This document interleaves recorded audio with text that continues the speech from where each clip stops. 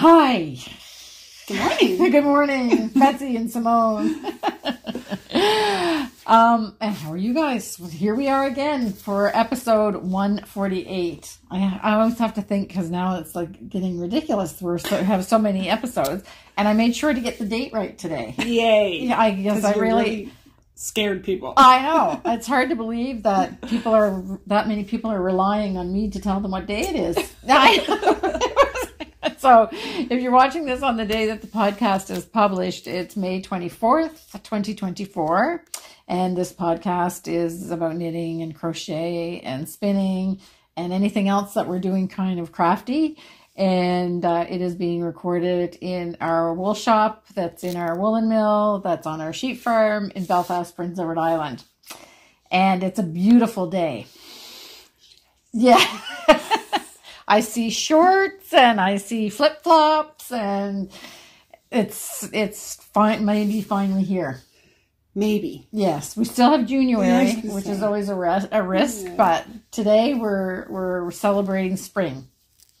And this is actually, May 24th is actually Queen Victoria's birthday. So I wrote a little blog on the weekend, because it's a long weekend in May, usually is is around the 24th, but every now and then it just doesn't work out because it's not even close to a Monday. So the May long weekend is the traditional start of camping season in this area, and everybody was messed up because it was really early. It was last weekend. When you're watching this, it's already Friday before the weekend after the May brain benders. And I think people still call it the May 24th weekend. May 24, yeah. Yeah. So it's been a holiday in Canada since 1845. Oh, wow. Yeah. Okay. So they started May long weekend to celebrate Queen Victoria's birthday in 1845. And I often wondered, how did Queen Elizabeth what did she think about that? We kept celebrating, Victoria's birthday. Anyway. So there's all kinds of things that go on. Camping and beer drinking. Bonfires? Beaches? I don't know. Beaches. Boating? Yes, all kinds of stuff. All the bees? Yeah, exactly. Not sure about bonfires. In some places, probably not. Because now it's very... The fire ban. The fire ban, yeah. Okay. Yeah. I did not have one, so I wasn't breaking any laws. But that's a big part of camping. Yeah. Down here doing your marshmallows and all of that. So anyway... So that's it. So there's not much that's happened on the farm. We've been moving the sheep around the yard, basically. So they're getting rid of all the dandelions the natural way. And they're getting fatter by the day. They're gorging themselves. And this time of year, sheep poop is kind of innocuous, really. So like a little pebbles or... It's not even like real poop. It's not even like really poop. Except for this time of year. Except for this time of year. And it's green and smeary. Oh, okay. Yeah. Betsy loves it when we talk about poop. It's really not nice. It looks very healthy. Yep. Yeah. Yep. I was just going to say something about a smoothie, but I guess I won't say that. Because you saw that I have a smoothie at my station. About the same color. Yeah. Okay. I like my green smoothies. You do you. Oh, jeez. Anyway, that's all healthy stuff, so that's good. And we live all through the winter for when the ferry starts to run at the 1st of May, and that's a big part of our tourist season. And last year, just as tourist season was coming up, like it was getting really ramping up, it was the very beginning of June, I think. The ferry had some mechanical problems and stopped running for 3 weeks. And I can tell you that that's disastrous for people that have shops on this end of the island. So, the governments are always saying, there's a tourism. New tourism initiative. Yeah, exactly. Fix the ferry. Yeah. And so we were all set this year, May long weekend, first weekend of the official tourist season, and the ferry's good. Did it run at all on the weekend? Yes, it did. Okay. So it was actually only at a service one day. Okay. But people were actually a customer came here and she said that they were in the lineup on the Nova Scotia side to get on the ferry. Mm-hmm. The ferry had come over from PEI, so the first run had gone through. And she said they started loading it, and they start with the transport trucks usually. Mm-hmm. And she said then we were like, they were backing off the ferry. That's never Can you imagine backing one of those off a ferry? Yeah. Thankfully, those folks know what they're doing in driving those big rigs. Yeah, exactly. So everybody in the parking lot had to turn around and either go around to the bridge. In this case, they were from Nova Scotia, so they just waited till the next day, and the ferry was fixed. It was some kind of oil pump or whatever, but it's always something. Mm-hmm. Do you know, this is just curiosity sake for myself, if you're at the ferry, kind of the timeline that it would take to go and drive around to the bridge? A couple hours. Yeah. If you live from here. Yeah.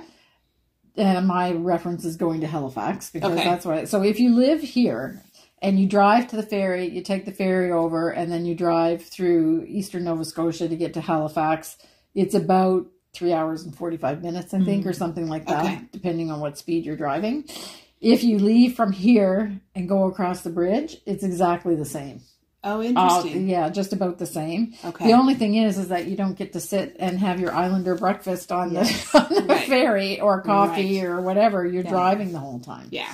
Okay. So it's not good. Now, it would be shorter if you're living on like past Charlottetown or in Charlottetown and west, because the bridge is that much closer. Is that much closer. Yeah. So because it's almost like pretty much a full hour to get to the bridge from here, I think. Right? Yeah, I think so. We've done it several times, and it's maybe. You think it's not? It's another one of these things where you think it's not that far, but it's the better part of an hour. There's always at least it's further from my house. Further from yours. Yeah. I was going to say there's Back always on at another least 40 minutes. Yeah. That like last 15 minutes of that drive, I'm like, we should be, why aren't we turning it? It should be here, but it's not. Exactly. So, It's the same as when I go to catch the ferry, because I have in my head it's 15 minutes away, but it's not. No. Not unless you're doing 140 kilometers an hour. Which Kim never does. No, then you can make it.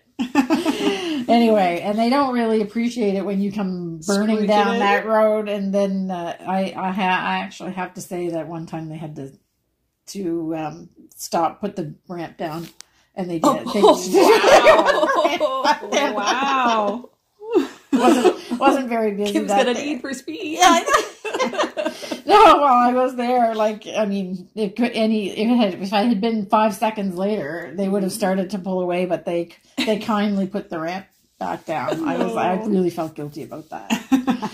Anyway, whenever I first learned to drive a standard, I learned on a Thursday evening. Yeah. And then on Friday, we went over to Nova Scotia, and Kirby had me drive, and it was the little boat, so you go up that big steep ramp. Yeah. And I was like, please don't stop, please don't stop, please don't stop the whole way up. Yeah. It was terrifying. Oh, because you were in a standard too. Yeah. And I figured I was just going to roll back. Yeah. So that was like into the car behind you. Yeah. Yeah. Well, that's good. And I did great until I hit a pothole in Trenton, and then I stalled the car, and it was in the middle of an intersection, and cars are whizzing around me, honking the horn. So I got out of it. I pulled over. I'm like, you're driving. Yeah. Oh no. My nerves have had it. Yeah. It's hard to believe that was then. Yeah. You get your license and then you go on a road trip. Yeah. Now, what is it? Both of you have children that are just getting their license now. It's like a 2-year process. Well, I had my license. I just had never really driven a standard before. It was always automatic. So. Oh, okay. Yeah, that was an education and a half. Yeah. Well, I took my driving test in a standard. Oh, so, yeah, I had a standard was the car that I had to drive, so I had to do it. I might have rolled into a stop sign, but I passed anyway. Okay, so lesson today, Kim gets her way. And to be fair, I fully expected to fail, but just as I was taking my lesson or my test, a little snow started. So it was like a little skiff of snow, and I did brake in plenty of time, but the car just kept on going and just slowly went into the stop sign. And I was thinking to myself, so you didn't take it out? No, I didn't take it out. I just kind of nudged it. Okay. And he says, okay, don't panic. This is okay. So then I had to reverse my standard car, get out of that, and try to focus on the rest of the test, knowing that I probably failed. back at the stop sign. And then when we got back to the thing, he said, okay, there you go. Well, maybe you passed due to your ability to recover from that moment and not allow it to affect the rest of your drive. I have no idea. I have no idea. But I guess if I did start the stop in plenty of time, so I guess he figured that was okay.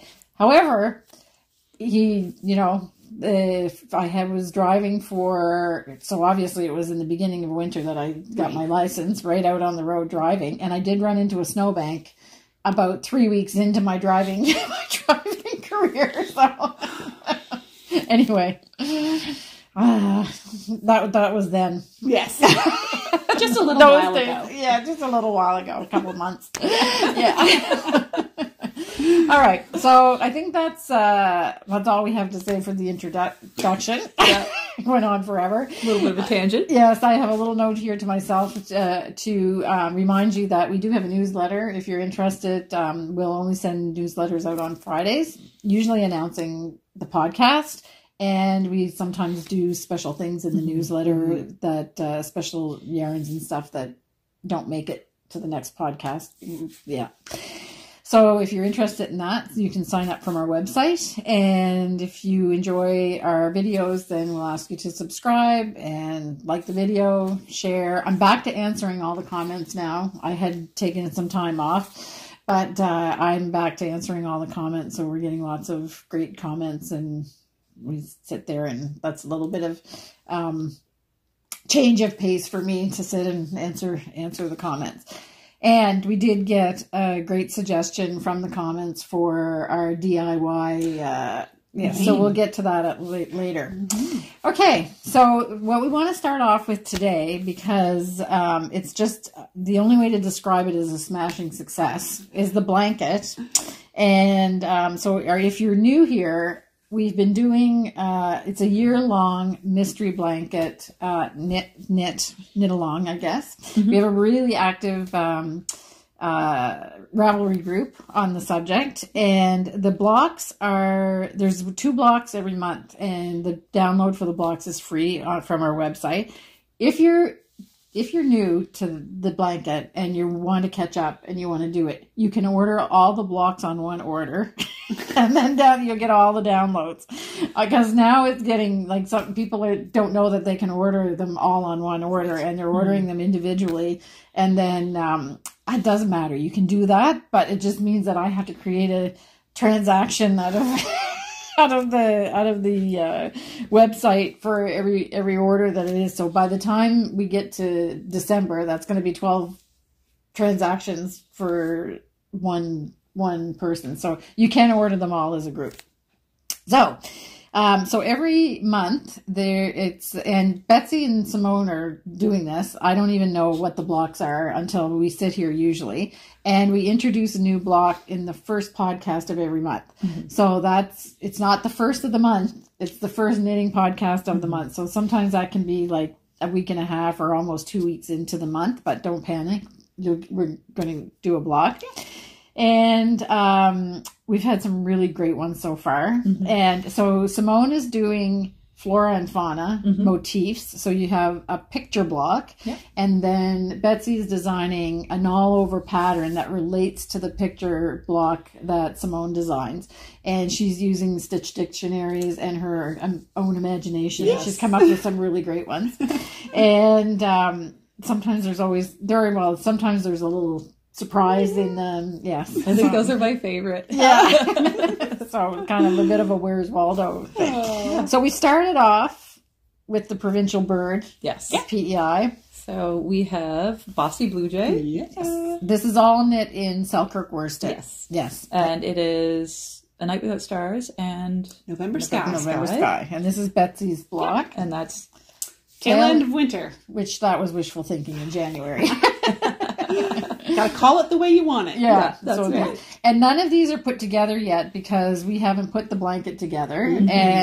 And some people wanted to put the blanket together as they go, but when you guys are going to put them together, these blocks are not be attached. They'll be random. Yeah, spread out. Yeah, they're going to be spread out. Yeah.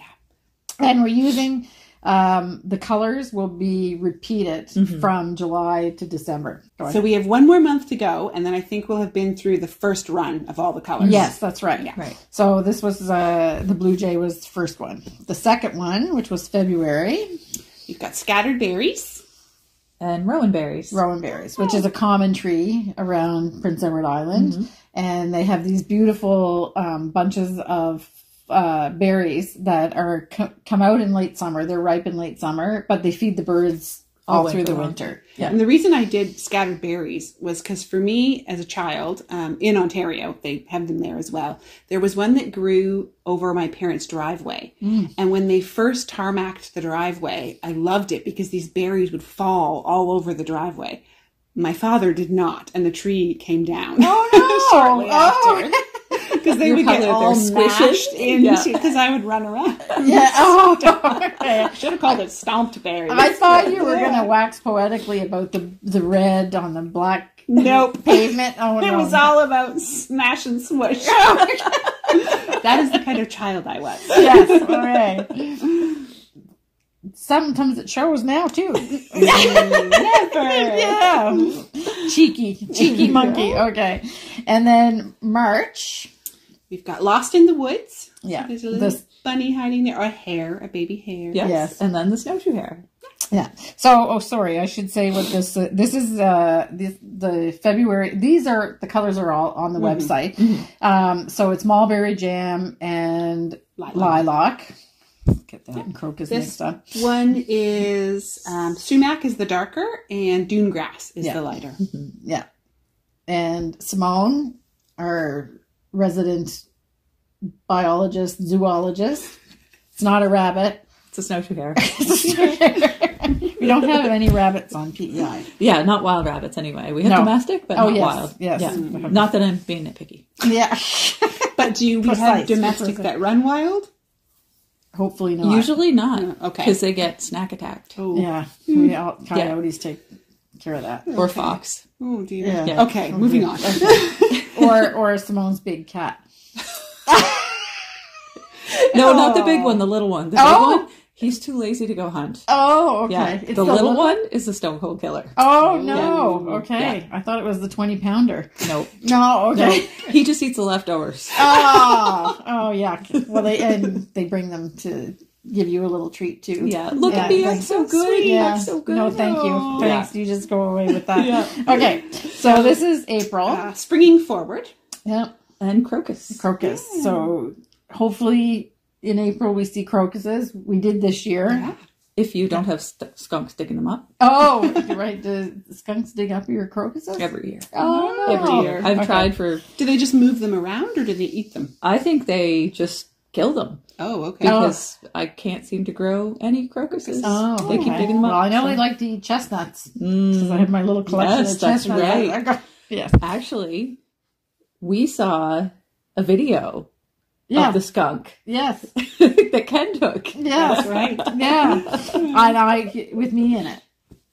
Yeah, because I didn't know that it was there, and then Ken yelled out, "The skunk is there!" And I started walking, but my curiosity got the better of me, so I was trying to see where it was. It was okay, but and the colors of this one are purple, coneflower, and crocus. Yeah, it's an easy one to remember. And then the one that's currently in circulation for May is. It's the lobster and setting day. Yeah. So we talked about that on the last podcast. Yeah. And Simone took beautiful, beautiful footage of all of the boats going out on setting day, which is the first day of lobster season. So it's a whole big thing. Yeah. So if you want to check the Harmony part in episode 147, you can check that out.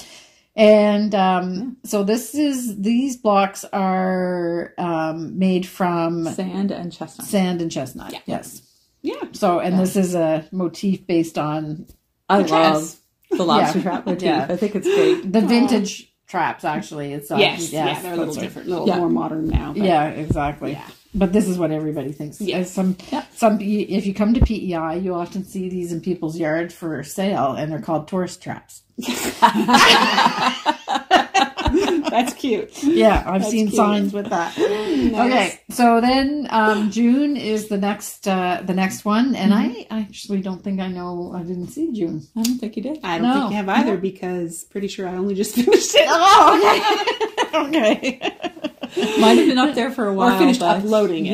Yeah. So they're all in a drive that I have access to, but I don't go in. I try not to go in. My problem is computer work is like some of my least favorite work to do. So I definitely procrastinate getting stuff to the folder. The drive. Yeah, that's okay. That keeps me big surprise. So that's the blanket. It's so squishy and soft. It's really nice. It's going to be warm and cozy too. Yeah, it is. All right, so that's a little recap on that.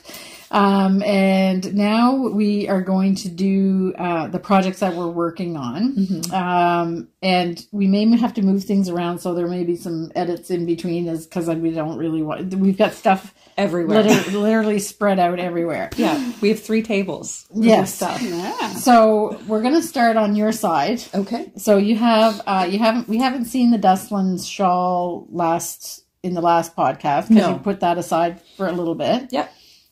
So I made a little bit of progress. It's a little bit deeper. Okay. I should probably put it on a longer circular. So you're getting to the point where you might want to. Yeah. I really like the texture a lot, and it's going to be beautiful whenever it's all blocked out. Is this Jarrett Flood or Stephen West? Stephen West. Stephen West. Yeah. Oh, sorry, Stephen. So West. this is knit in Selkirk worsted in the spruce colorway. Yes. And it's actually a really quick knit. I just need to sit and do it. We'll show a picture of it, because it's all about the texture. Yeah. In this, and it's in a dark color, so it's yeah. Nice. So this was a rework. If you haven't seen this before, that Simone started. Is this the second or third iteration? Third iteration. So, yeah. Sometimes the yarn just tells you what it wants to be and what it doesn't want to be. Yeah. The first 2, it was just not working out to my expectation. There was nothing wrong with the actual patterns that I was choosing. It wasn't really speaking to me. So this one definitely works well together. The color, the texture, the drape that I want. Right. I think it's going to make a really nice shawl. Nice. Yeah. Okay. So Dustland by Stephen West in Selkirk worsted in spruce. Right. One of our favorite colors. Yes. Might see that again later. Yeah.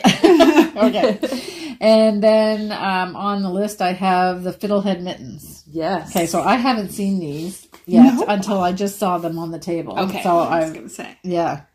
So these are really, really fun.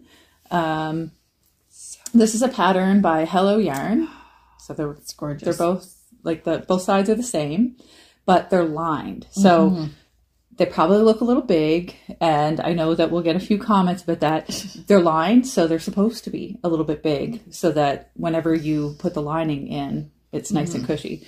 So they're gorgeous. I finished the outer mitt. Yeah. Oh, yeah. So I'm curious, is the lining knit like the exact same size, or is the line? It's slightly smaller. Okay. Yeah. So she actually wrote in a smaller size so that it should just fit nicely into your mittens. She gives you the option to go down a needle size. Okay. But because it's slightly smaller, I don't think I'll have to do that. Okay. And I did a little tuck in here. So you knit the mitt, and then you pick up stitches from your I-cord cast on and knit the liner and then tuck it in like that. Okay. So it should give you a nice and this is knitted finished in the Rambouillet, right? Roseberry Rambouillet. Okay. In amethyst brooch, seagull, and... Is that crocus again? I think so. I think it is. Yeah. So I have a theme going on. Yeah. And so so this is much tighter. Yeah. Yeah, inside the liner. So this is what the liner is going to be. But you won't see the liner, right? No. Okay. See, whenever it tucks in, that's the way it looks. Oh, okay, like an I-cord. So you'll take a picture of all this. So it is an actual I-cord. And something that I did differently than suggested in the pattern, and this is just for my own brain, was I went down to 2.75 to do the cast on, because I always find that my I-cord needs a smaller needle. Oh, okay. So what size needle is the mitten knit in? 3.25. Oh, okay. So you went down. Yeah. But for mittens, that's going to be a fairly, I mean, obviously it's a fairly quick knit because you just kind of. Yeah, I flew through the outer mitten because it's color work and it's really fun. Yeah. And then I got to the stocking and I'm like, Or I'm the opposite. Color work would take me a while and then I would fly through the stockinette. Yeah. They're really nice. Beautiful. And the squish factor is pretty nice too. Mm-hmm. So they are out of the Roseberry Rambouillet. Yeah. And we chose, it takes 3 balls, for 2 for the color work and then 1 for the lining. So we chose a few other options that you guys could put together. Right. Okay. So we did amethyst brooch, autumn birch, and then you could line it with the natural, or I mean, you could do the combination however you want. Exactly. Right? Yeah. So this is a typical. A lot of people knit amethyst brooch and autumn birch together. Yes, Yeah, you might see that again too. Yeah. Okay. Lovely. So that's a good one. And it does. How much of the ball are you using? This is what's left over of both the crocus and the amethyst brooch. Oh, okay. So I'll have to weigh it. But it's comfortable. Yes. But I'm not pushing it. Yeah. Okay. Right. And then we put together spruce, take the fairy, and you could put a seagull liner in it. That was the one that I was really tempted to do, but I was like, nope, I'm going to bust it in my color zone and I'm going to go with purple. Simone's going to work with some purple. This spruce with a blue is really, really nice. It's a very blue-green, and that's gorgeous. Okay. These, I think we've put together before. We've got cranberry, autumn birch, and you could line it with plover. Or you could do the other way. However you made a hat with that. Right? I did. Yes. I did a hat with these two. Yeah. But you which can was gorgeous. Okay. That in there. That was your biscotti. That was my biscotti hat. A mittens, yes. Mittens hat. I did a matching combination. Yeah. And then Simone's combination. And then what's this one? It is Simone's combination. Oh, okay. So the amethyst brooch, the crocus, and seagull. It's very, very nice. Yes. Smooth and swishy. Yes. Yeah. So this is a 3-ply. It's a very round yarn. Mm-hmm. So the Rambouillet is fiber that we purchased. So it's not from a farm here on Prince Edward Island, but we wanted to try something different, and it's very, very smooth and squishy and plush. Plush. Yes, plush is really a good word for it. Okay, excellent. It's really nice.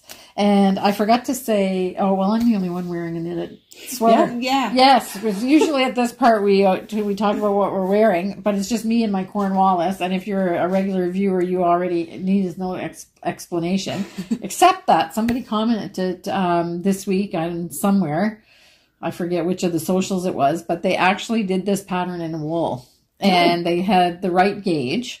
And she said it turned out beautifully. Okay. So this is done in Rowan Summerlight DK, and it's just like a comfy sweatshirt, really.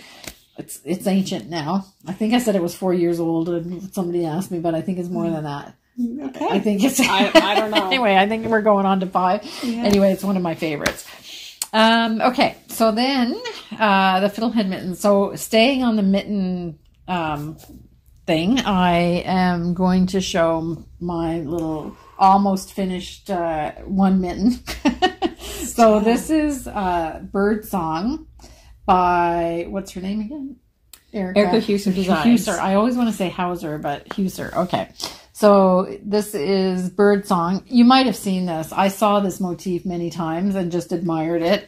But the back is almost, we were talking this morning, is almost as delicious as the front.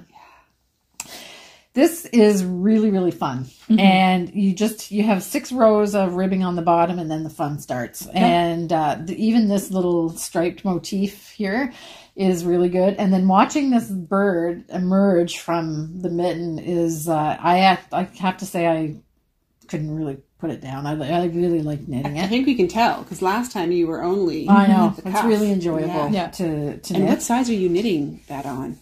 2.75. I'm knitting it on what the pattern calls for. So I think it's a 2.75. So it's small. But I came in this morning and I said to Simone and Betsy, I think I want a sweater just like this. Mm-hmm. This size needle, and it's really, really beautiful. Yeah. The Wild Winds is, we've talked about it before, but it's wool from a particular flock of sheep here on the island that live in wild wind pasture. It's completely different than the fiber that we get, that we use in our Selkirk worsted and our sock yarn, all the other yarns. It's one that we do especially for this. Yeah. And we also do Diva's Desire out of it. But this one is dyed in the skein like we do the rest of our yarns. And the one that's in Diva's Desire, it's a tweed. So we have to dye that before we spin it. So they are completely different, even though it's the same fiber. Yeah. But I don't know. There's something special about it. There is. It's really, really nice. Yeah. It's creamy. We keep saying it's creamy, which doesn't make sense when you're talking about something that's a yarn. You can't really see on the camera, but it does have a little halo too. Yes. And that is amplified whenever you wash like wet block. Yeah. Yeah. Yeah. So this is just steamed because it's not done yet. And I still have the thumb to do, but I actually started the second mitten. So I decided I'm just going to do the second mitten. I'll do the two thumbs together.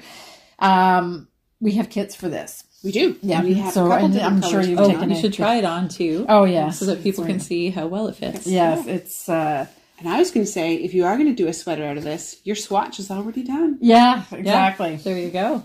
Yeah. So it fits to perfection. Yeah, it does. And I thought my gauge was a little bit bigger, and I was tempted to go down a needle size, which I did when I knit the Trondheim mittens eons ago. But then they turned out too small. So when you're actually knitting it with the color work and whatever, it fits perfectly. I'm always surprised by how long this little part of a hand is. Yeah. Because you get to here and you think, oh my goodness, that looks like it should be done. But if you don't go long enough, you have like fingers poking through the top. So this is just perfect. But I worried about that. I have like a little, I don't know, like a little space at the top. Yeah. So, yeah, really, really nice. Beautiful. These are going to be my fancy mittens. You have to do a do-it-yourself and work that motif right into a cardigan or a sweater. Oh, that would be beautiful. Really across the back. Yeah. Okay, so we have kits for this. Simone has them on her side. Yeah, okay. So I'm doing mine in spruce and natural white. So that is this kit here. Yeah, so again, that bluey green is just... delicious. And then we have Natural and A Night Without Stars, which is a navy. And I think that one is closest representation to the original pattern as well. Yeah. Natural and Trondheim Blue. This is interesting to me as well. That light blue, I like that. And this is real. I think this is what I'm going to do my sweater in. I figured this. Cranberry and Natural. Yeah. It's really nice. I might have to knit a pair of mittens in it just to make sure. And like it? Yeah. Yeah.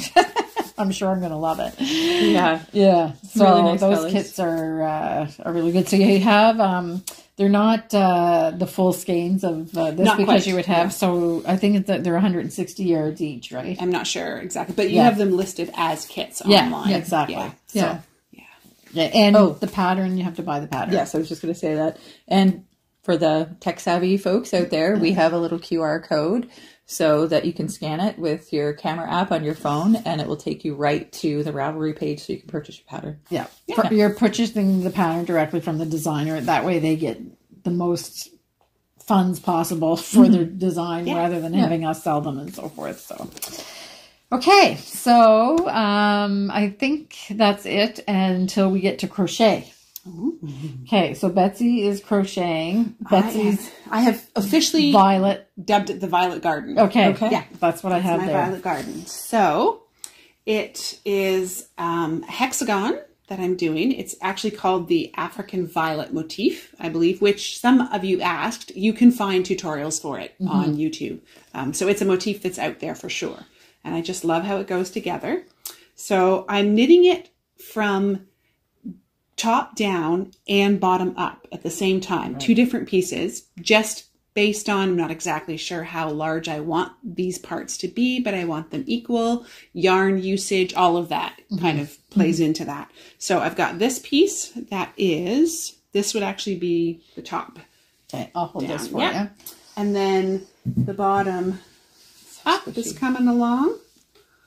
Yeah, so this is Roseberry Rambouillet Roseberry Rambouillet as well. Yeah, yeah, just like this. And with this brooch and autumn birch. Yeah. So I just keep building up like a line each time. Oh, okay. I want the side to be longer because it's going to be a rectangle, and the bottom will be a little bit shorter. So once I reach my desired length, then I'll move into my next section. And I've discovered that the way I like to do it is I'm actually crocheting 14, one for each day between podcast recording, this much of the motif. And then because the next round is done in the amethyst, but then the following round is the round that I use to join it in. Oh, okay. So I'm joining as I go, actually with the crochet process. Right. So I found if I have a bunch of these done and ready to go, then I can just sit down and put them in. Because much like Kim's Wallflower, I've reached a point now where it really is easiest done on a table when you're actually putting them in. Yeah. Okay. So I have a little collection of these. I've already started next week. So okay. The schedule. Excellent. A little collection of these, and then I work them in from there. Okay, nice. Yeah. This is also very nice. It's velvety. Yeah. Yeah. Dense and completely different from the Selkirk worsted blocks. Yeah, It feels, that feels like a nice, comfortable sweater that you're going to cuddle up in. This feels to me more like a blanket. Yeah. Like a blanket. Yeah. It's a little bit stiffer because your tension is fairly tight on this. I could have gone a looser tension. But I think that's good for this. So, and you're joining every stitch, right? Yep. Not just, cause on the Wallflowers, you don't join every one. It's every stitch. And I found a tutorial as well to show me how to do that, because I've made several projects in the past out of this hexagon shape, but I could never figure it out. So I would make them all and then I would hand sew them all together, which is a possible way to do it. But this way it adds just a little ridge here. It's nice. Just a small one, not too big, because there's another crochet way I was trying, but I ended up with a much larger seam. It almost looks like a knit stitch. Kind of. Yeah. So maybe we'll put the link to that tutorial in the... If I can find them again. Yes. I'm the worst for finding things on YouTube and then never finding them again. Oh, okay. So we'll see. If Betsy can find it, I'll put the link down in the description of the video. Yeah. Okay. Excellent. And the only other note I'd have about it, I am absolutely enjoying working in a tonal yarn, hand-dyed yarn with crochet, because it behaves a lot differently than with knitting. Oh, okay. With knitting, it just the way the colors land is different. Okay. I just really quite enjoy it. So Yes, it's not as obvious that it's tonal, but yet it gives a little bit of depth. There's just something more like to it. Flecked almost. Kind of. Yeah. Lovely. Thank you. That's nice. Yeah. All right, and then I'm really trying to stick to the agenda because I don't want to forget anything. So then we will talk about my Wallflowers blanket because we're on crochet. So I won't pick up the blanket yet because I'm in production mode. Production mode as well. Yes. So she really is. I love yarn skewers. I know. So Betsy had started the tradition of putting all of the little pieces on. I don't know if you had a knitting needle or if it was a skewer or whatever. I think it was a knitting needle I just pulled from the shop somewhere. So I had to make 50 of these little babies called popcorns. And so just if somebody is doing the Wallflower project, I'm on chapter 7. I'm a year and a half in because I think it was a year and a half, or is it 2 years? I don't know. I'm not sure. But you paused, like you put it away for a renovation. Yes, but now I'm back at it. So I've been making pretty good progress. I did go to Sue Matten from the Mercery, who gives the course, does a once a month Zoom meet along or what is it? Whatever, a meetup, she calls it. So I asked to be invited. Because once you buy the course, you have it forever. But you don't get the weekly letter or newsletters anymore saying this is what we just loaded up, because you have everything. So I asked to be invited to the meetups, and I went, and there was quite a few people there that are doing the Wallflowers blanket that watch us. So anyway, so don't be. This is 2 years of work. I'll show you the blanket in a second. So now I was always doing each of the little flowers right down to the part where you join, and then I would stop that, and then I would join it to the blanket. Betsy does production mode on things like this, and I think it is much more efficient. I find that you just then you're in the zone to do this. Yes. And then when you go to put them in, you've got that part memorized as well, and you can just do it. I just feel it's less to hold in my memory when I do it in smaller chunks like that. And I actually think that your production improves because you've got lots of practice of doing these little circles, and then you now you know how to do a circle, and then and in my case I've done plenty of these already because I'll show you how far I am with the blanket.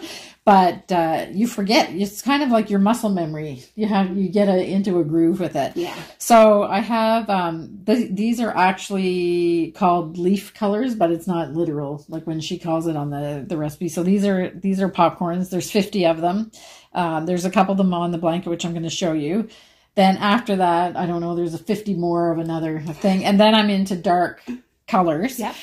So, and this is being done in you're truly into the kind of the frame of it. Yes. So this is done in felted tweed. And the all over look that I want it to achieve is kind of reds and purples.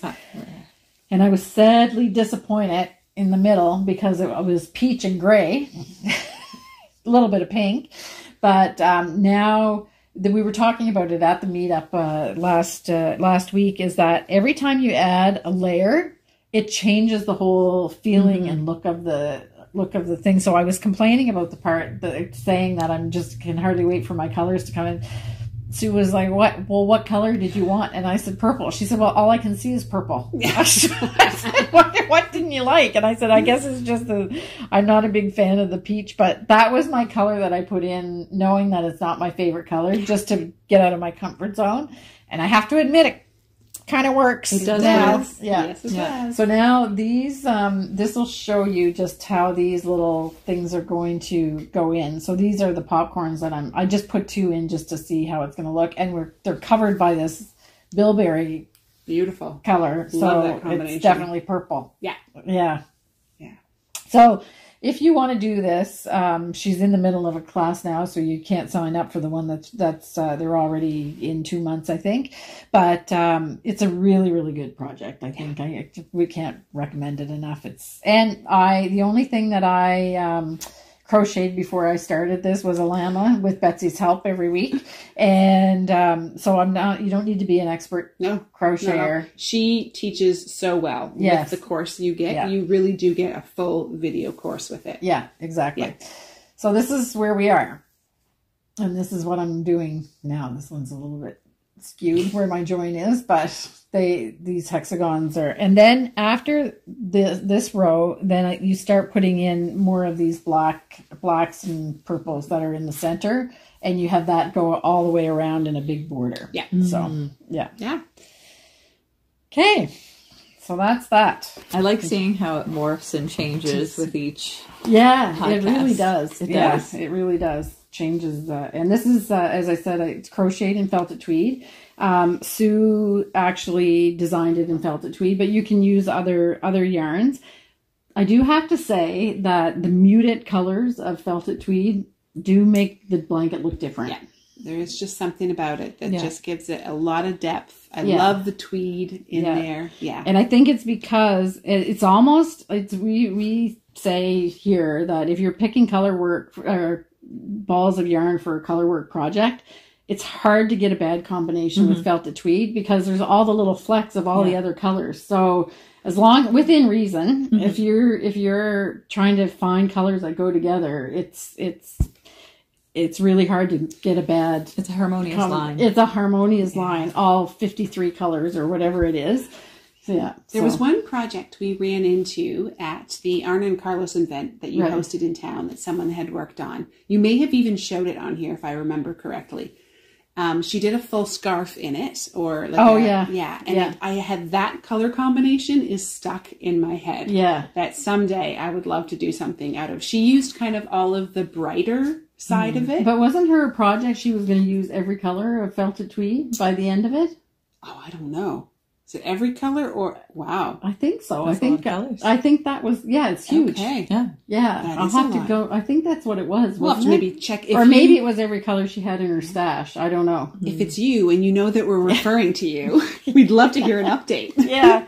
She She did send a picture of it. I think Maybe I can every find color it. in her stash would make more sense. I don't know. It seemed to me like it was I don't know. Anyway, we carry every color. Yeah. So we do. if you're stuck, some people on the meetup were saying that they got stuck because they were having to cherry pick in different shops to find the colors, so they just gave up and went to another brand where they could shop all at one. But we have all the colors. So all right, and I think that's it for that. Okay, so we just took a little break there because we had to refresh. My throat was starting to tickle, so it was dry, and gray hairs were going astray. We were talking. Yeah, we were.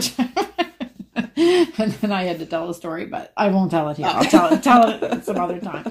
Okay, and so now we would be talking about spinning. Mm-hmm. Wow, the color theme is strong. Yeah, but gorgeous. So I started a new spinning project. Mm-hmm. This is 50 grams of Masham, which is kind of like more in the luster long wool range. Can you feel it? Yeah.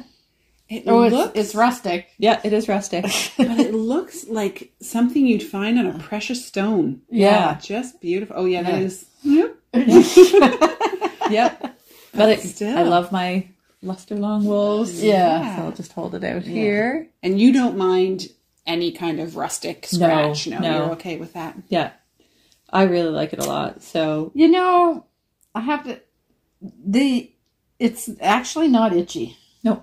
So I had answered an email this week about is how soft is it? Right. About Wild Winds, and really, there's a difference between kind of the thicker wools that are. Yes, obviously it doesn't feel like silk. Mm-hmm. It feels different. Yep. But it's actually not the microns of the wool that make a wool prickly or not. Yeah. It's the actual fiber so you can have a very fine, the one that's usually I think possum. In the fiber. Yeah, possum is one of the finest fibers, but prickly. Mm-hmm. So it's really more the structure of the fiber.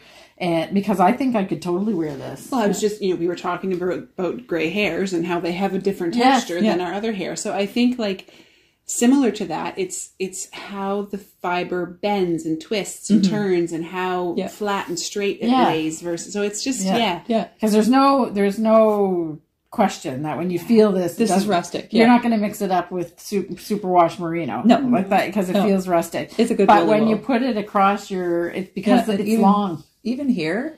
Yeah.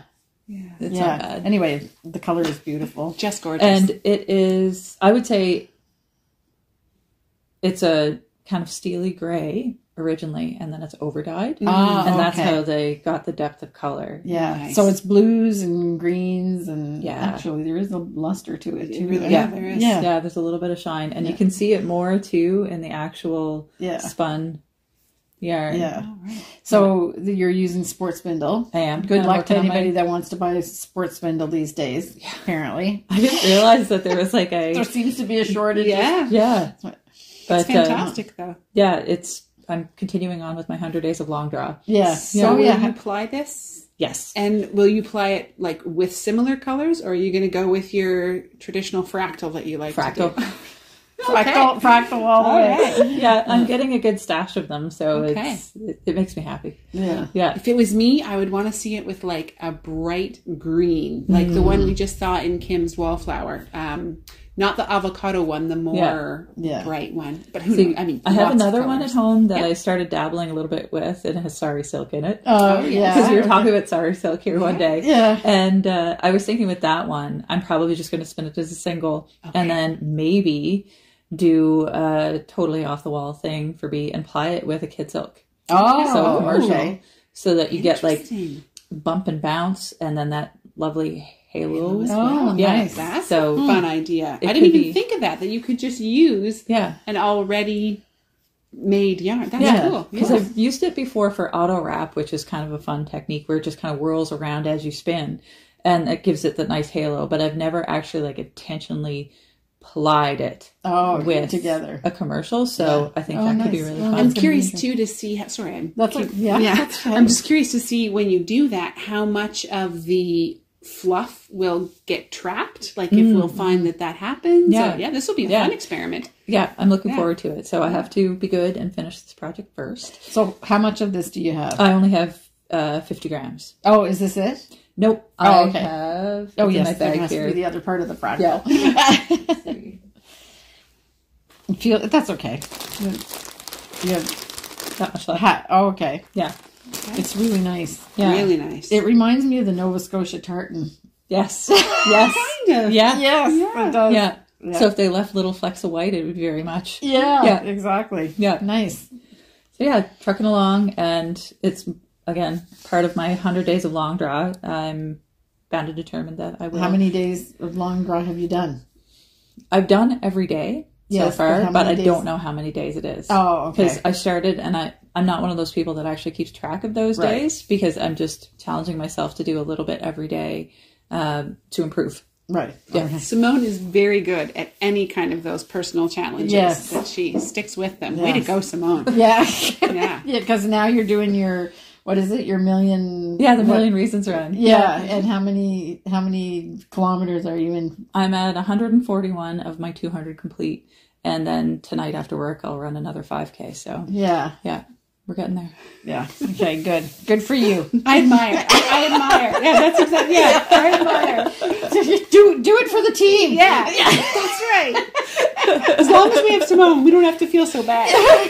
You guys shouldn't feel bad at all. We should. Okay. We should. I for one should be exercising more. I'm wearing my guilty shorts today. Oh, okay. And they're not as tight anymore, so I'm like, yes. Okay, so yes, we were talking. Yeah, last week we were talking about. I had to put guilty pants on last week because I wanted to be reminded every time I reached for a cookie that your pants are tight. That's what guilty pants are. I don't own any guilty pants. Pants. That's The only problem is when the guilty pants start to feel okay, you're like, okay, guess like cookie. All right. So what else did we have? Oh yes, we wanted to talk about Jennifer Beale's book. Okay, so I don't know. We've talked a lot about Jennifer Beale projects, but we're big fans of Jennifer Beale's designs.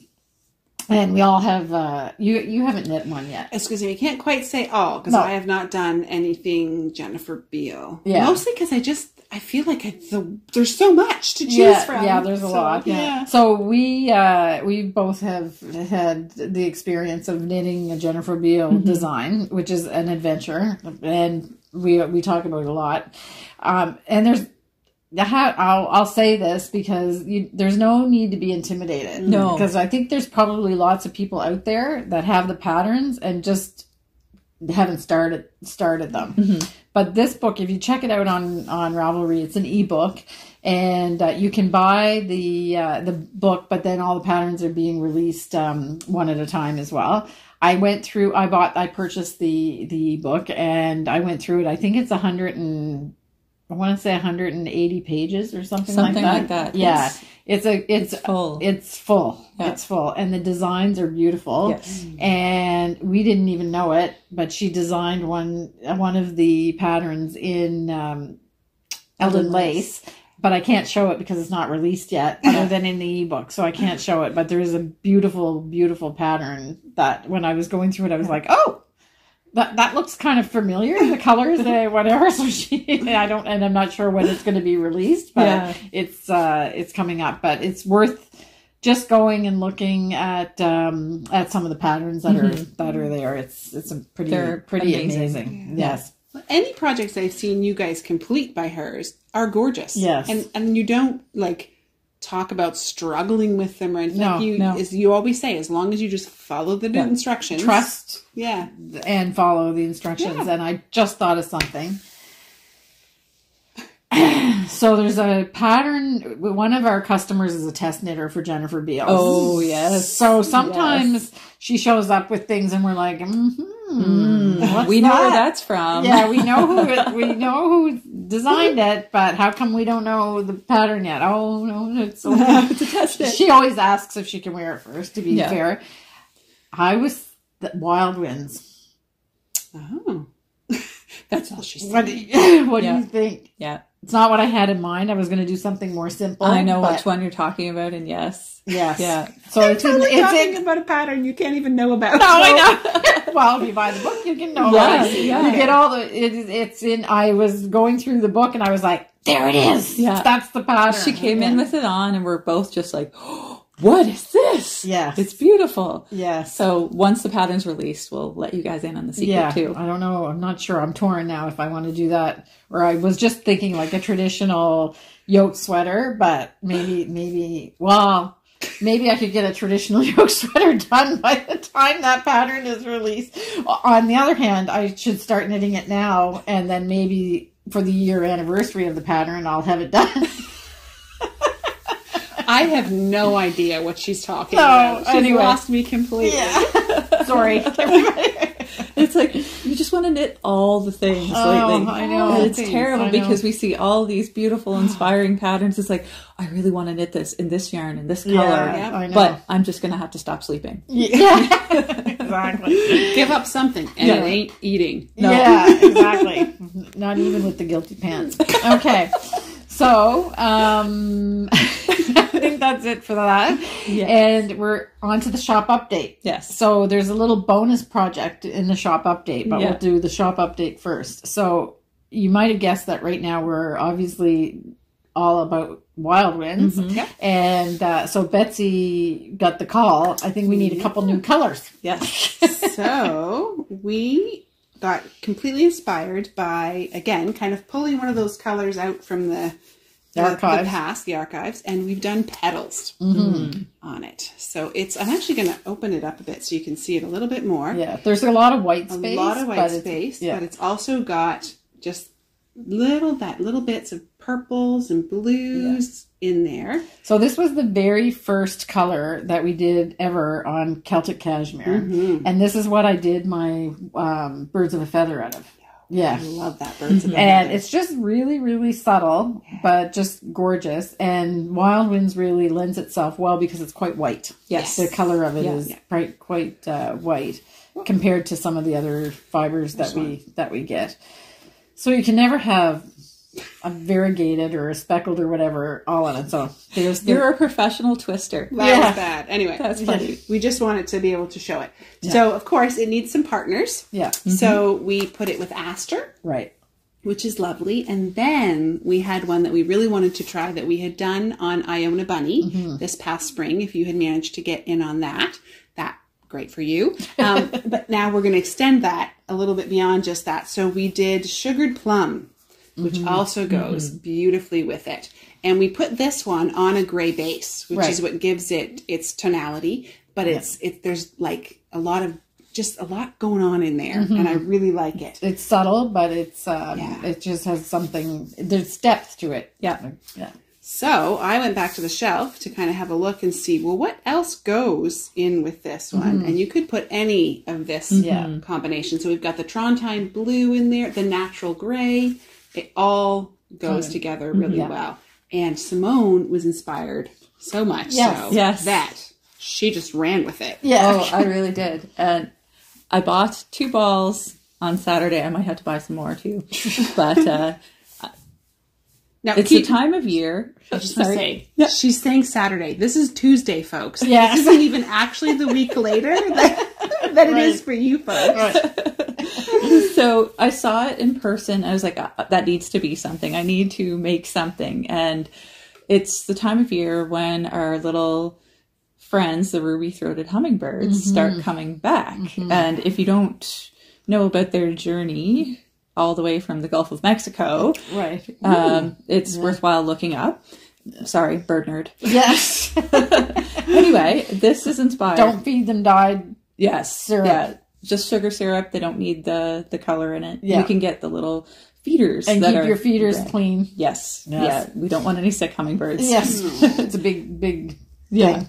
So I saw those colors and immediately started thinking, this wants to be a hummingbird. Mm-hmm. So I started with the sugared plum and the petals. I'll hold these for you if you want to really. Okay. Yeah.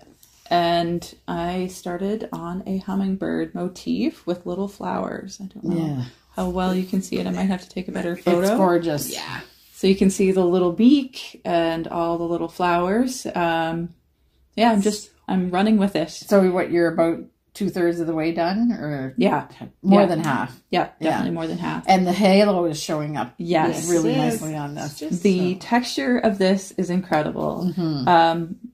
I think that this might have to go into my regular rotation of cowls. Yeah, nice. So it's not heavy. No, it's lightweight, but yet it has a density to it. That makes it really nice. And I think the color work has something to do with that too, because you have double layers, basically. Yeah, exactly. Yeah, it's gorgeous. Yeah.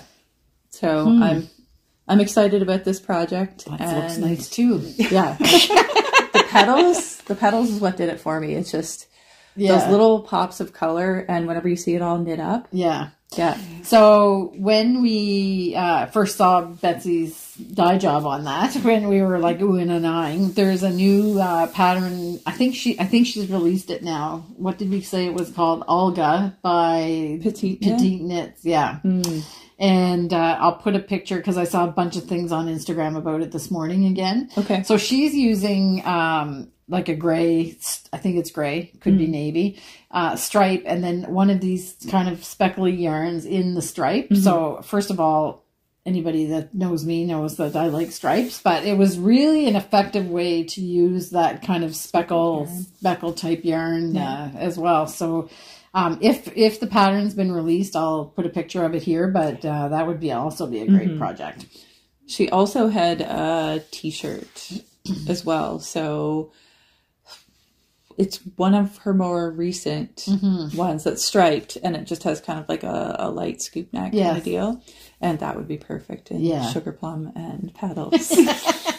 I think there's going to be so many options. I did a little bit of a sanity check this morning, because when we came in, we were all oohing and ahhing of each other's projects, and it was like wild winds all the way. And I said, are we talking to ourselves, or is it really good? And we think it's good. It's good. Yeah.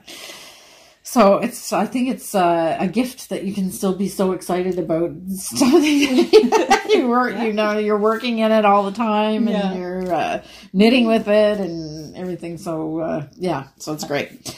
So also in the shop update, I wanted to talk about Jul.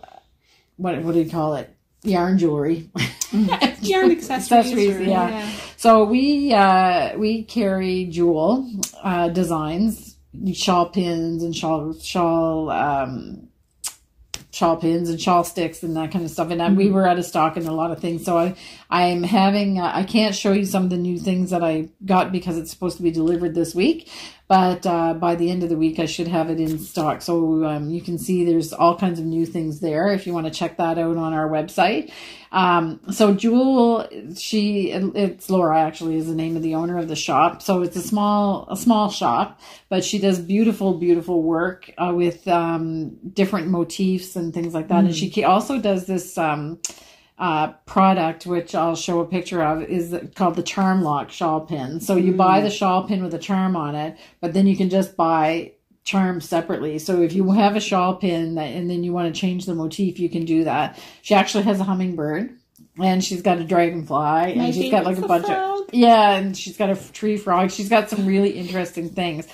But the other thing that she does is she does pedestal buttons. So we've carried those for quite a long time, just in a floral motif.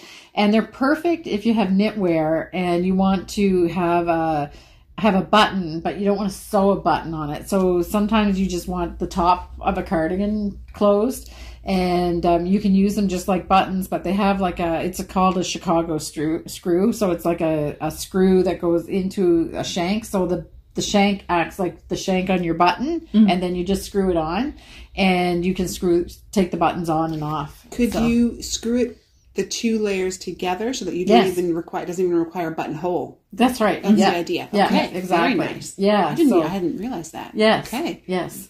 So they're fairly small, but if your knit is too tight to penetrate, then you don't, because you're really just kind of moving the stitches to get it in. So you're not even piercing anything into your knitted things. You can use them also on shawls and a bunch like studs almost on a bunch of things. And she's come up with a couple new designs. So I've ordered those. I've ordered those to come in. Ooh, I'm excited. Yes. And then the other thing that we've restocked is the thread and maple. So we were out of quite a lot of in the whiskey color in particular, and we just got our inventory for that, so everything's back in stock if you're a thread and maple collector.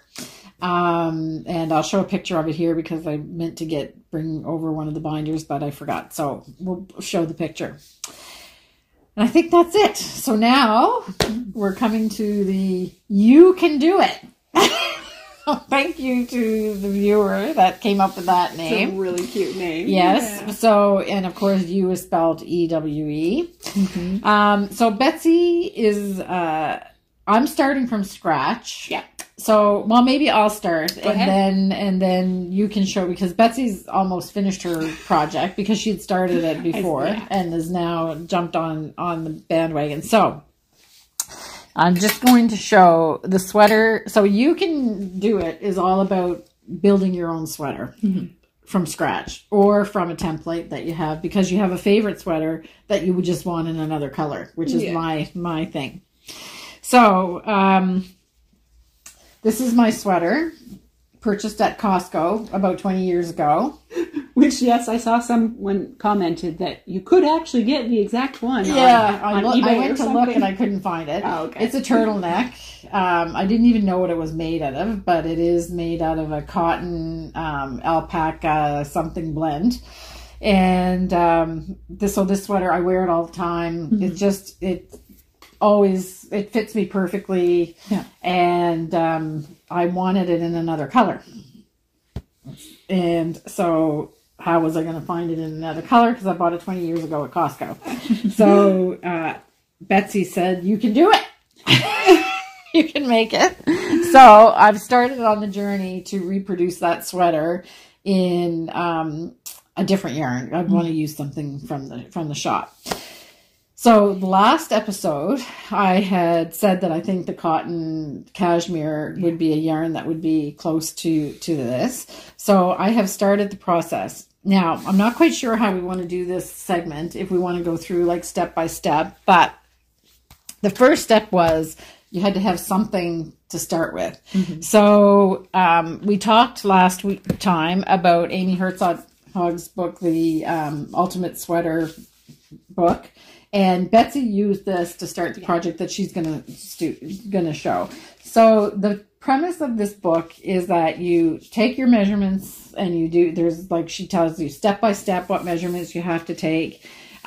She tells you how to figure out your gauge and how that relates to the pattern that you want to make. And then she gives you, I think there's 5 template sweaters. Only 5? I thought there was more. 8. I think everything you see on the back is... Oh, okay. Oh, no, maybe not, because there's like... That's 8. Yeah, okay. Maybe I think so, but I'm not positive. Yeah, okay. So there's 8. And you have set-in sleeves, you have raglan sleeve, you have drop shoulder, you have all the different kind of combinations. And if you follow this book step by step, you can make your own pattern for your sweater. I sure hope so. Yeah. So Betsy's right to the tricky part. I'm at the easy part. So I didn't have to take my measurements because I had a sweater that I was trying to replicate. So what I did since we last met was I dissected the sweater like just visually and figured out exactly how it was made and how many stitches. And if I had a gauge that was similar, then I could just knit it. I already know how many stitches that I have to do and everything. So we're thinking about bringing these little... I was going to say, what is this you have here? Yes, it's a little knitting journal. Very Stay tuned cute for that. This was just a mock-up, but the person that makes them, it's a local person that makes them. Yeah. So we're going to... touch. She's already look at all the writing. Yes. Oh, wow. Yeah. You also have the world's neatest, beautiful, neat printing handwriting. I love it. Really? Okay. Anyway, it's a pretty messy. compared to my chicken scratch. That's lovely. Yeah. Okay. So, so what I did was I started with the sweater. I laid it out. I did all of the measurements. I measured how long the rib was, where the measurements between the rib and the underarm, the total length of the sweater up to the neck before you start the turtleneck, the width of the sleeve at the bottom of the rib. So I did like a bunch of measurements just so I knew exactly what the sweater measured at every step. This sweater does have a little bit of waist shaping. So, which I like that in it as well. So very gentle, but just a little bit. Where the color work starts. So I measured that. Perfect. And then I sat and I counted all the stitches. So this is a pieced sweater, and I thought, well, I should do it in the round. Pieced is really my favorite, but I thought, well, I may as well do it in the round. But then I read in Amy's book, and she says, do it pieced. So I have an excuse to do it pieced. Yeah. She said pieced and bottom up. Yep. Is the preferred way for a raglan because it gives it more structure. So that's what I'm going to do. Yay. Because that's what I like. So then I had to find the yarn. And in the last episode, I had thought that the Rowan cotton cashmere, this is not the color I'm doing. This is just a color where I had an extra ball. So I'm using that as my swatch because I didn't know how big I'd have to make the swatch and if I would really like it.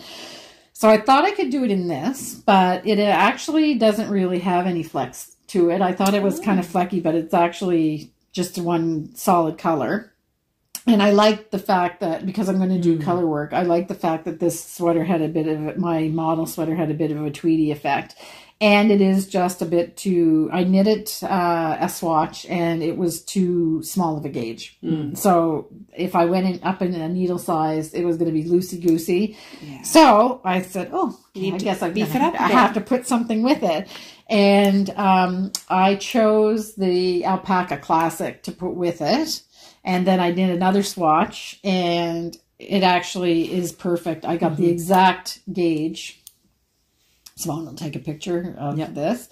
And Ken came in and said, oh, I want that sweater. In those colors. Yes, I said, no, I'm not knitting a brown sweater. But I actually started with the stockinette, so I'm knitting this way. Oh, interesting. And I knit enough so that there was no, it wouldn't distort the gauge. And I took the gauge and it was right on. So I said, okay, well, I'm just going to start doing the rib. And then I took the gauge of the rib as well. So I know that the rib gauge and the stockinette gauge are exactly like my sweater. Perfect. So now I can move forward and I know what the measurements are. I know how many stitches per inch I have, and I can start to build the sweater. Then I looked at Amy's book again just to make sure that I wasn't missing anything. And the truth is that once you sit down and actually look at everything like that, the pattern kind of knits itself. You have all of your answers right there. It's amazing. Yeah, it's really cool. There's no mystery anymore. No. Of the it's like, so I started, okay, the rib. Now, the little trick about this sweater is I always liked it because the ribbing is, it's just looks like plain ribbing, but it has like a beefy feel to it. Okay. So, and that makes it fit really well, like around the hips. So I just thought it's just like a 2x2 rib. Yeah. But it's not just a 2x2 rib. It's actually done on a much smaller needle size, and it's 2x2 rib. And then when you move up to the next size to get this fabric, they decrease. It's knit two together. You knit two, purl two together. Knit two, purl two together. So you're reducing a stitch in every repeat of the motif, and that keeps it from ballooning too. Yeah, which is really exactly. great. So I've never. So you have a nice beefy, stretchy rib. Because I've knit obviously rib, and then you move up a needle size, and if your rib is not too tight, then it looks kind of flat. But the ribbing itself is not beefy; it's kind of flat. Yeah. But when you do this, you actually get this really bouncy rib. Because I think if I remember, it doesn't really matter, but just to give you an idea, there's 236 stitches in the rib, and there's only 170 in the sweater. Okay. Did you do that on your swatch? Yes. Yeah. And you can feel that, and it goes, and I went down. You just have to make sure you go down the right amount for the needle size. And I just took a wild guess, and I ended up with it's completely square on the edge. It's not flaring or anything. It's really... Yeah, I'd almost I'm tempted to use the word a structured rib. Yes, yeah. It has Very there's nice. something about it. Yeah. It's subtle, but nice. Yeah. So I think I'm ready to decide Colors? what colors. So I haven't done that yet. Okay. So now I have the little extra complexity, but more fun. Is that because the color range in the cotton cashmere was a bit of a problem for me because there's not a lot of colors, but now I can put alpaca with it, and there's 6 colors really instead of 3. gorgeous. And why 6? Because she pairs. Yeah, 2 together. Because of the the color work as well. And so you can see how nice that it actually these 2 colors are really not. They're both browns. But it is coming out beautiful. Yeah. Yes. The That actual really is. color that it comes out. It's more chocolatey almost. Mm-hmm. Yeah. Yeah. It's really nice. So I'm thinking, a soft pink with a fuchsia on top. Oh, you're going to have fun. Yeah. Yeah. Sorry, I was still lost in the cafe mocha world of yum. Yeah. I might be with Ken. I really like that. Yeah. It is nice. Very fun. That would be very autumn, though. I'm not ready for those colors yet. I was just going to say, it's funny because that's typically the colors that I go pick. for. Yeah. And you guys are like, I need sweaters in that. Yeah. Anyway, if I become proficient in making plain, and the other thing about Amy Herzog's book is the patterns can be developed for men or women, or unisex, or whatever you want to do. So you just follow the same thing. She gives you the instructions about the measurements and stuff. So anyway, so that's it. So that's where I am. So and it is a pleasure to knit. Good. It feels really nice. Good, it's done on 4.5 millimeter needles. Ooh, so I don't feel like it flies. I know. Yeah. Something we should remind people of as well is that this sweater is just for you. You won't be releasing the pattern. Yes. If you want to do it, then you have to do your math. Do your math and figure it out and make your own raglan sweater. But I'm not going to release a pattern. The whole idea of this book is that you make your own sweaters. Mm-hmm. Yeah. It's not a pattern grading course, or it's not. It's custom knits just for you. Yeah, exactly. So that's it. So then, as I progress with this, hopefully I'll get to where Betsy is. Well, I'm so excited that I actually have multiple projects I want to do. So I'm just burning along here now. Yes. So I had started quite a while ago and was slowly working away on just the body. Before I even started talking about this. I didn't want to show it because I had no idea if it was going to work. So I was like, I'll just do this quietly at home. My own personal little project. So now I still don't know if it's going to work. I just decided to be vulnerable with him. That's all. Nothing really actually changed, except that I was like, okay, if she can do it, I can give it a go too. So let's, this is made from Point Prim sock yarn scraps. Scraps, yes. Literally when we develop a color, we just use a small amount of the yarn rather than a full skein and test on that small amount. So then I had several of these small amounts from the Ryu kit that we made for Jennifer Beale. And so I wanted to use them up. So it's really I've got the body here. So last time I had done kind of up to the sleeve. I think I just was ready to start the neck decreasing. And I had done that once and done it wrong, chucked that piece and just... Quite literally. Which, by the way, I didn't know that she chucked it behind her while I was during the recording. And when I was doing the editing, I was like, what? And just redid it. And that was a much better idea. And the length here is now correct according to my math.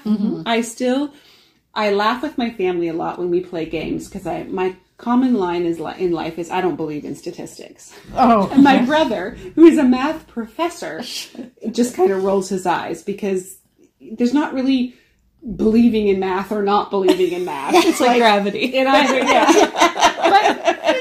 I just don't. So we'll see. It hems in your creative impulses. It does. It makes things really practical. Yeah. So that's the front. I'm doing raglan. I'm attempting a Henley style. So it has the little bit here that goes down in with the scoop neck. Mm-hmm. And then the question that I was debating was how to deal with the rest of the color of the sweater, because I really only wanted the stripes on the front, not the back.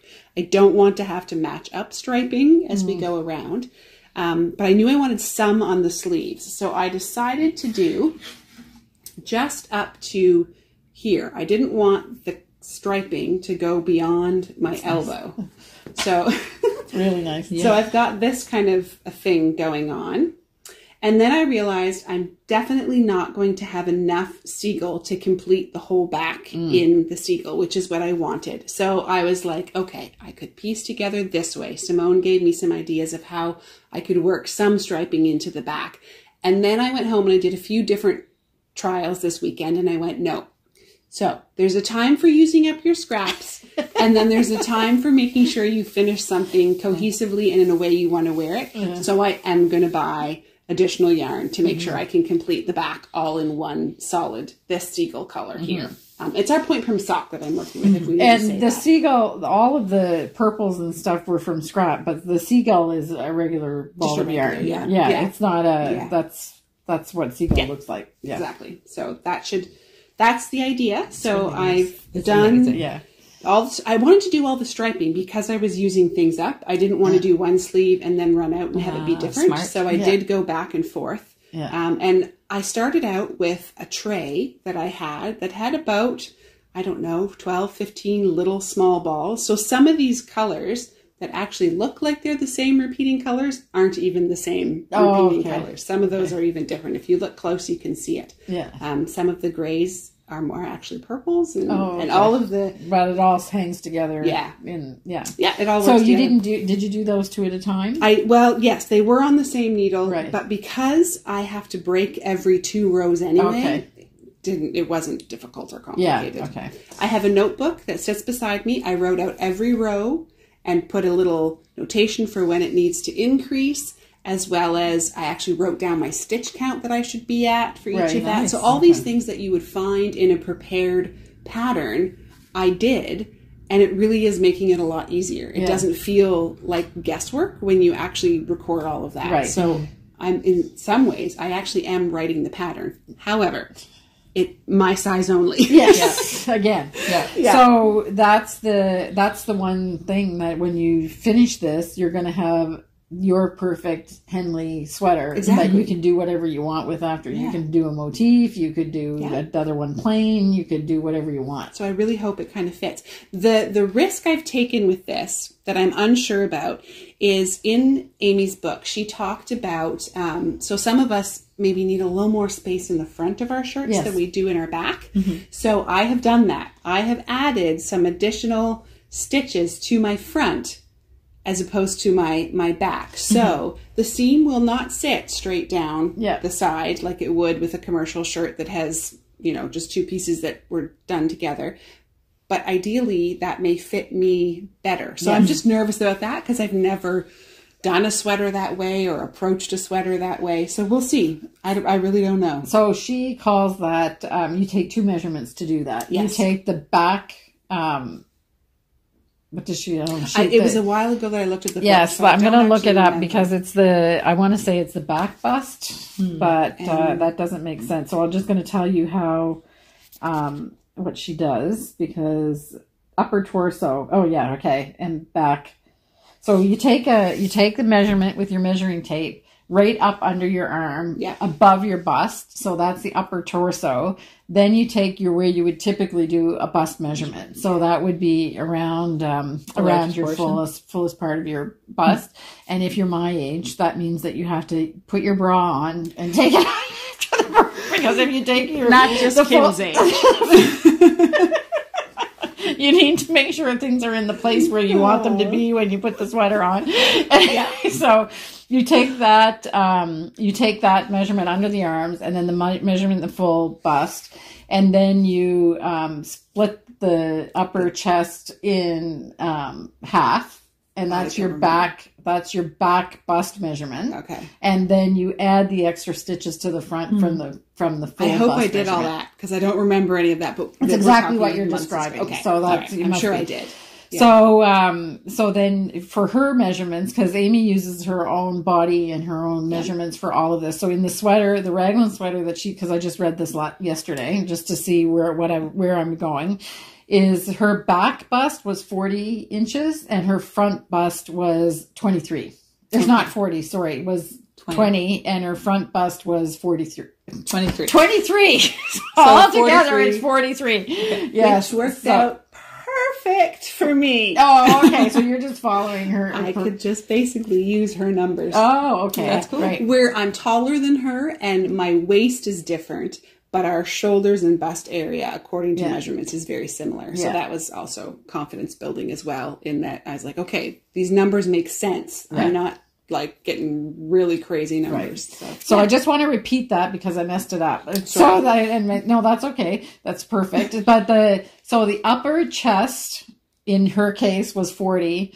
The full bust was 43.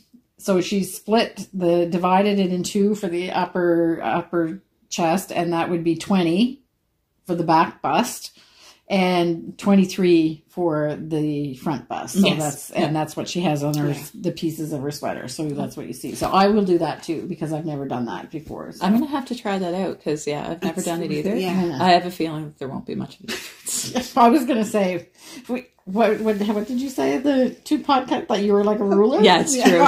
Yeah, it's really not true, but I've got like a whopping 35 if I'm lucky in bust. If you've just taken a big breath of air. Is it 35? Is it 38? Oh my goodness. But we should clarify. We're teasing ourselves and each other today. We're all actually very okay with who we are and believe that we are beautiful women. So yes, that's right. We can poke and tease because we're all good. We're comfortable. Exactly. Yeah. And the thing is that you always want what you don't have. No, actually, I'm pretty content. I like being a ruler. Because they felt that running. You're good. Yeah, exactly. Sorry, just jumping back to the raglan for a second. The other adjustment that I appreciated that I could make is I have quite large shoulders. And a lot of raglan styles I was finding would sit, the part here, for me, would sit too far out. Because my shoulders are larger. I wanted it to come right in where that natural kind of cut happens between my shoulder and and I could do that with this because it's all about the rate of decrease, right? Okay. How fast you bring it in, your difference between how wide you want your neck versus how much. So anyway, I'm hoping I'm going to have some extra across the shoulders that when I follow other people's designs, I wouldn't necessarily have because mine is abnormally more, the space between the back raglan and the front leg raglan would be more. So I was just reading those things yesterday. So I'm not really very good of being able to picture things spatial, whatever in my head is not definitely not one of my superpowers. Let's put it that way. But so she actually addresses that exactly what you have to do. Yeah. So are you then the case that she says that you have an asymmetrical raglan because your decreases and increases are different, or are different on the front than they are on the back? No, I'm still doing it the same rate, wider. But I've put just in a more different place. Stitches. Yeah. Okay. So for a top down, the way it would translate is you would have allocated so many stitches between your 2 raglan pieces, right? I have put a larger amount between those than the average person might do, so that I will have more of those stitches worked into my shoulder and less in in here and the back. So I would have to do the same. It will all work out. Yeah. So at the top of your sleeve, so I don't want to, I shouldn't be saying this because it's going to muddy the waters, but you have come right to a point. Right to a point. Yeah. Okay. So on your sleeve though, are you going to have some of those are actually part of the neck? Yeah, exactly. On the sleeve. So your sleeve will not be to a point. No, okay. It will not. It won't. Okay. No. Excellent. Yeah. All right. Well, it's fun, isn't it? It really is. Yeah. I'm just nervous because it's the first time and I just don't know if it'll work. But I'm also totally fine with, there's got to be somewhere in the world that this will fit. No, I'm not ripping this thing out. Well, you can't. It's hard because you've got it. Yeah. That's the other thing. I have to... hence the choppity chop last time. Yeah. I'll probably have to take like a 2-week session just to sew in the ends. That's the other thing. I just learned, as I reached the top part of this, how to knit my first end in. Yeah. So like when you're starting, I can knit the end in. What I couldn't figure out is how to bring in when I came back that end, because I'm changing color. So I didn't want to weave that into the next row because it would change the color. Right. So I'll have to hand stitch those in, which... whatever, it's not that big a deal. And I've seen these videos where people are braiding the things and stuff. I don't want that lump. No, to me, it has to give some thickness. Yeah. I mean, it's just, to me, and I that's also not don't really. trust it. Yeah. I don't, not because to, I feel like we sound like old people. I don't know about this newfangled. I kind of feel like if you braided it and one spot let go, then it's going to unravel. But that may not be the case. But in my brain, that's the way it works. Well, I mean, it's kind of hard to deny when you saw one of the YouTube videos that I saw. She had a braid that was like this thick. I think where does that go? Yeah, that's in your sweater. Just a big crease. Yeah. So now the next question I want to ask you is: you do short row shaping usually in the back because it's ragland. So what I'm doing is I'll just do less of a scoop in the back. I wrote it all down. I haven't actually. So you've addressed. I think so. Okay. Yeah. I was actually thinking about it the other day that I was like, did I do enough? I think I just left it straight. I might actually want to bring it up a little bit. Oh, okay. I don't know yet. I haven't got there. I mean, that'll be like at the very end. And I also figured I could work that into the neck ribbing if I need to. Right. Yes. Okay. Yeah. Yes. So I think I'll deal with it then rather than worry too much about fussing with my back stitch numbers and stuff. So, the what we've learned so far, or what I've learned, I don't know what if you'll agree, but this is the very first time, and people that have been watching for a long time will know that I tend to come up with ideas on the fly. I get inspired and I go, oh, okay, I should try that, and it doesn't always work. So this is actually the first time that I actually spent the time. I spread everything out. I had my book. I had my calculator, I had my measuring tape, and I actually figured it out how it should work first, and it actually instills quite a lot of confidence. Actually, it's a good feeling. Me too. It's the first time I've ever done that, as opposed to like knit something, try it on, knit another inch, try it on. Oh, that didn't work. Pull back an inch, adjust. Like this time I've actually figured it out. There may be some of that as I go along, but in the end, and then when I was, because it's pieced. I know, and so but I don't think you can. That's right. I won't be able to. But I was taking all the measurements and figuring out because I had a sweater that I didn't even have to do the math of how many stitches per inch or whatever. I started writing, and I was like, okay, well now I've got the pattern half written. Sorry, I haven't even started yet. Yeah. So it's great. Which is normal, right? Yeah. You usually have the pattern all written before you start. Yeah. No, I know, but I don't write it. Yeah. I don't write it, but now I was like, I think that I definitely do not want to downplay the skill that it takes to write a pattern and come up with an original design and everything. I really don't want to do that. No. But I think the scariest part of pattern knit writing has to be the grading. I would imagine. To make your design look good on a bunch of different body types and stuff. As a designer, that would be the part that would terrify me. Well, and I even hear like some of the designers who have been designing for quite a long time, they will do everything except the grading. Yes. They'll outsource the grading still. Yes. So that makes me also feel better that like, okay, you don't have to be able to do all of the stuff. Yeah, exactly.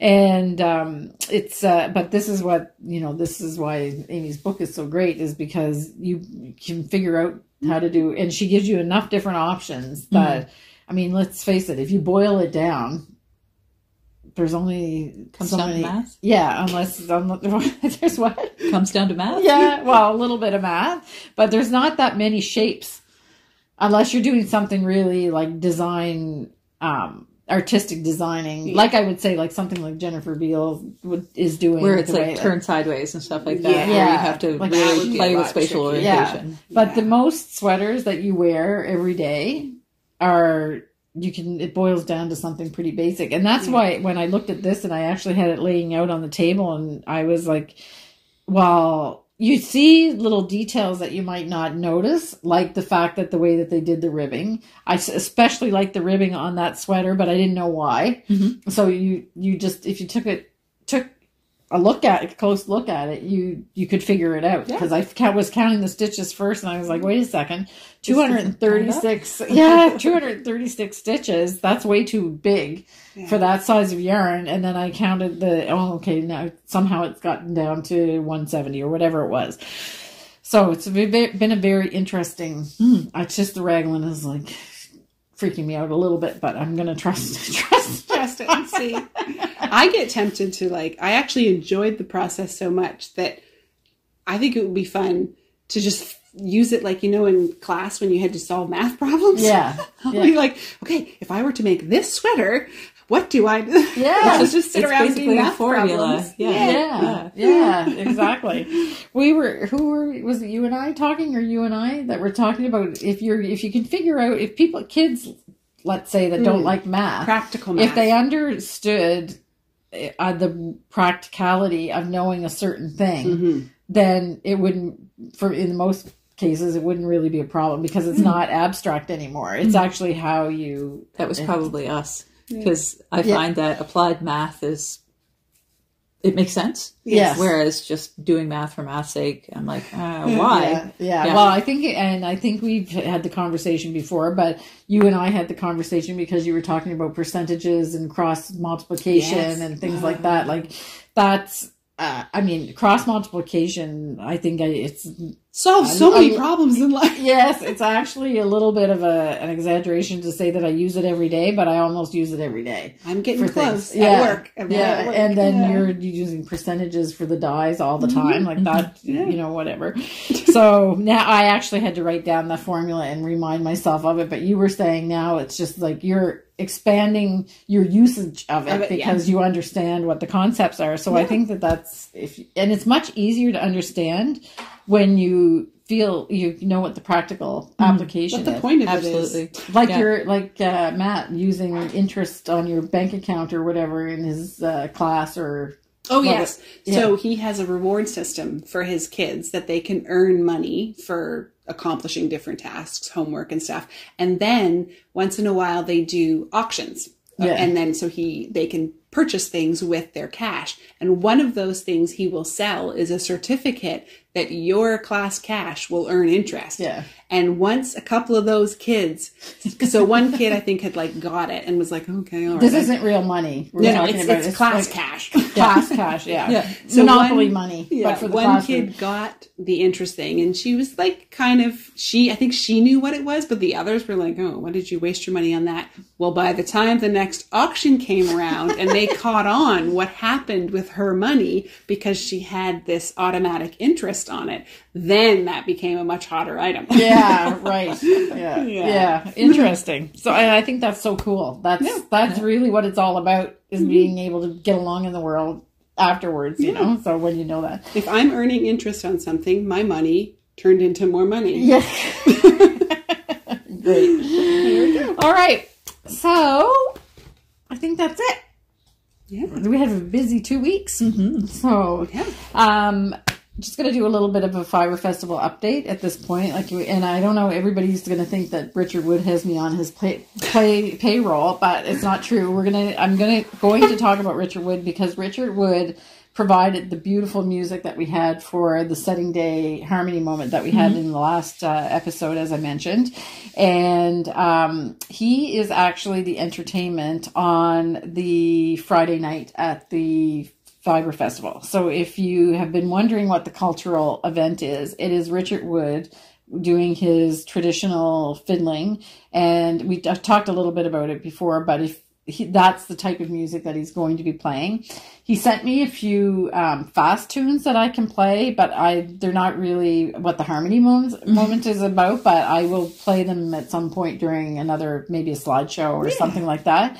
And for that evening, they're going to be, he is also going to have somebody to call a dance, so that will be traditional ceilidh dancing there, like what we would do in our, at the barns we go to if you're on vacation in Cape Breton or for here or whatever, and you do they call it square sets, but it's not square dancing like do-si doing. It's a different kind of, more like Scottish reels, sort of, but it's adapted to local customs.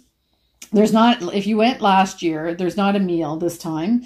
That created a little bit of confusion and delays because all of those people had to be served and so forth. But each table will have not a traditional lunch, what we would call, if you go out to a social event in the evening here, everybody wants to know if there's a lunch. It's not lunch. It's actually a snack. So there is going to be food there, but it's at the table. It will be there for you to munch on while you're enjoying Richard Wood's fiddling. So you can check out the tickets for that. It is selling fairly quickly, but there are tickets left for that. We have a few workshops that have been starting to sell out. You only have 2 tickets left in yours. Oh dear. Yeah. You're almost sold out. And that's drop spindling. And there's others that are pretty close to being sold out. So if you think or if you're sure you're coming now, you should start to look at the workshops if you haven't bought anything yet. And I think that's about it. So we put the sheep out on new grass this week. So we have a video of the sheep heading out to eat dandelions, because that's really what it looks like right at this point. Lots of dandelions. And Richard will accompany us again with another tune from his that he wrote, actually. So we'll listen to that and enjoy the sheep doing their happy dance, getting new grass. So I hope you have a wonderful 2 weeks with all of your crafting, and I hope you enjoyed the episode this week, and we'll see you in 2 weeks' time. Bye.